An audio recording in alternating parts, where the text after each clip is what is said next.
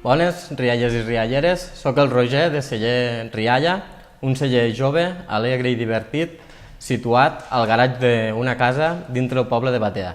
Celler Rialla neix el 2016 amb la il·lusió i passió de 3 joves viticultors per transformar el que és la seva filosofia de vida i la seva felicitat en forma de vi. Al celler confiem plenament en les varietats autòctones de la zona, per això comencem el projecte elaborant 3 vins monovarietals a partir de garnatxa. Avui us vull presentar la garnatxa peluda 100%, un vi exclusiu del qual només fem 1000 ampolles. La garnatxa peluda és una varietat especial, del qual hi ha molt poques hectàrees cultivades, ara s'està recuperant. Nosaltres n'estem treballant 2. Són unes vinyes de 50 anys, de les quals durant tot l'any estem fent tot el procés i tot el treball fins que arriba la verema.